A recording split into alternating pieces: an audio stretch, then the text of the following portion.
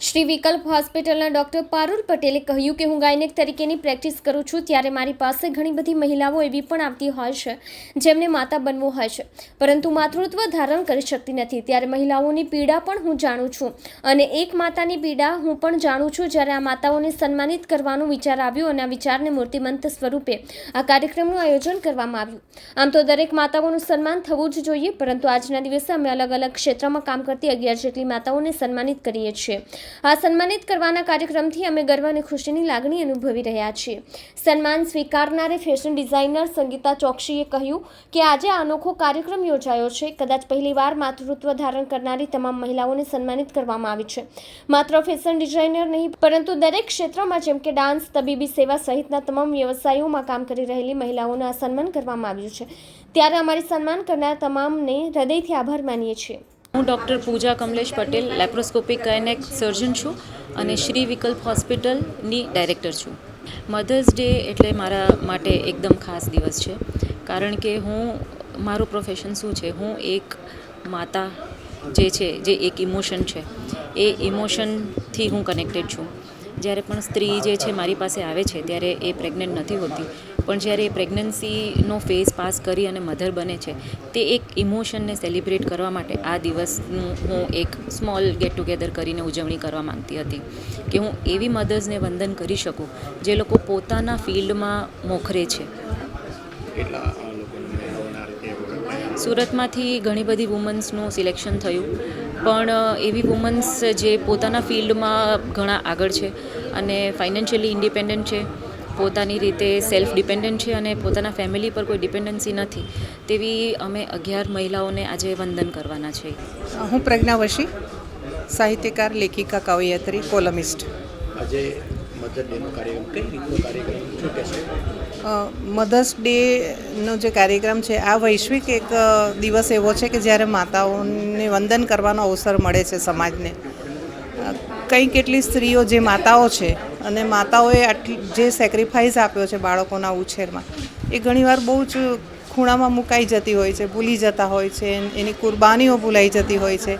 તો આ એક દિવસે જેમ કે આજે મને અહીંયા એવોર્ડ મળી રહ્યો છે એટલે કે એક અવસર એવો પ્રદાન થયો છે કે જેમાં મેં શું કર્યું એનું સરવૈયું હું પોતે બી કરું છું, મારી દીકરીઓ પણ કરે છે, મારી માતા બેઠી છે તો એ પણ કરે છે।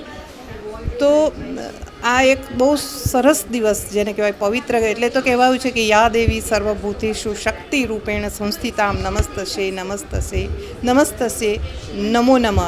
આપણા ધર્મની અંદર પણ માતાઓને દેવી કયા છે, દેવીના અનેક સ્વરૂપ છે। તેમ તમે જુઓ કે માતાએ એનું સ્વરૂપ, એના ગુણગાન બધું બદલાતું જાય છે। એક શિવાજીની માતાને તમે યાદ કરો કે જીજાબાઈ, એક શિવાજીને ઊભો કર્યો। સરદાર વલ્લભભાઈની એક માતા હતી, એ માતા નાનકડું બાળક, એટલે કે જ્યારે સરદારને લઈને જતા હતા તો એ પડી ગયો ને બાળ સરદાર રડ્યા તો માએ કહ્યું કે ચલ જાતે ઊભો થા ને ચાલ, કોઈ એની આંગળી નહીં પકડશો, બધાને ના પાડી દીધી। કેમ? આ એક જ વાક્ય એ સરદારને દોડતા કરી દીધા। લોહ પુરુષ કરવામાં એની માતાનો કેટલો મોટો ફાળો છે, એક ગઢ જીતી લાવવા માટે જીજાબાઈનો કેટલો મોટો ફાળો છે। તો એવી તો રાણીની લક્ષ્મીબાઈને યાદ કરવી પડે, એવી કેટલી માતાઓની શહાદત, કુરબાનીઓ અને એના આચરણને યાદ કરવા પડે આપણે। તો આ એક દિવસ એવો છે કે જ્યારે આપણે માતાઓને સલામ કરીએ, વંદન કરીએ। મારી માતાએ પણ એટલી જ કુરબાની આપી છે।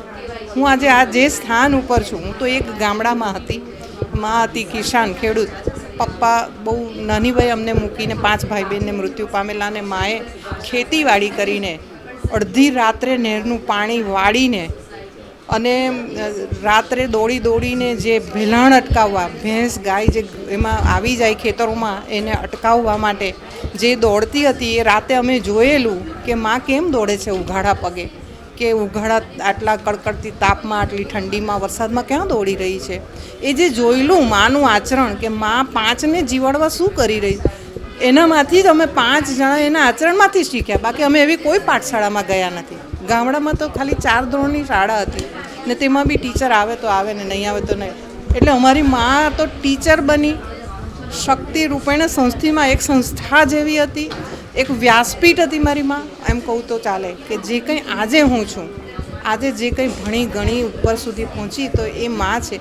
તો હું ત્યાર પછી માને જોયા પછી જ્યારે હું માં બની, ત્યારે મારી બંને દીકરીઓને જે કંઈ શીખી તે મારા આચરણમાંથી શીખી કે માં અમને બંને દીકરીને બગલમાં મારીને ભણી નોકરી કરી આ સ્ટેજ સુધી એ પહોંચી કળાના ક્ષેત્રે પહોંચી તો અમારે પણ આ સ્ટ્રગલ કરીને પહાડ કોતરીને પણ અમારે જ્યાં જવાનું છે ત્યાં પહોંચવાનું છે. આ ચીંધી શકે અથવા તો ધ્યેય સુધી પહોંચાડી શકે તો એક તાકાત માત્ર ને માત્ર મામાં છે.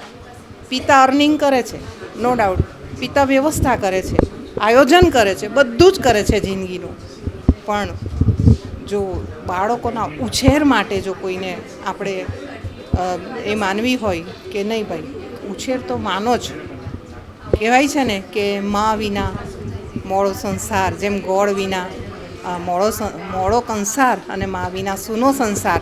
અને બોટાદ કરે એટલે જ તો લખ્યું છે કે જનની નિજોડ સખી નહીં જડે રેલોલ, મીઠા મધુ ને મીઠા મેહુલા રેલોલ, ને એથી મીઠી તે મોરી માતરે જનની નિજોડ સખી નહીં મળે. કવિઓએ શરૂઆત જ માતાઓથી કરી છે. એની કવિતાઓમાં જુઓ તમે કે લેખકોના ગદ્યમાં જુઓ. અંગ્રેજ ફિલોસોફરે કહ્યું છે કે જે રાહ જુએ છે તે માં છે, જે રાહ જુએ છે તે માં છે. અમારા ગામમાં એક જ ઉદાહરણ આપી દઉં કે અમારા ગામમાં અમે બધા ટ્રેનમાં દૂર સુધી ભણવા જતા, સુરત કે ઉત્તરાયણ સુધી. એક ગાડી જાય ને એક ગાડી આવે, સાંજ પડે એટલે બધાની માતાઓ ઓટલે હોય કે મારો છોકરો ટ્રેનમાં ઉતરીને આવ્યો કે નહીં, કંઈ રહી તો નથી ગયો ને. તો જે રાહ જુએ છે એવું વર્ષો સુધી માં રાહ જુએ છે. જેમ શાળાએથી આવતા રાહ જુએ છે તેમ પછી છોકરો છૂટો પડી જાય કે બીજે રહેવા જાય ત્યારે બી મા તો પ્રતીક્ષા જ કરતી હોય છે. એટલે પ્રતીક્ષાની એરણ પર ઉંમરે ઊભેલી માને પણ મેં તો જોઈ છે. તો એવી અનેક માતાઓ, તમે મહાભારતની માતાઓ જુઓ કે રામાયણની માતા જુઓ, અસંખ્ય માતાઓ એવું છે કે જેને એને પોતાનો એક ઇતિહાસ અને કહાણી છે. ધન્યવાદ.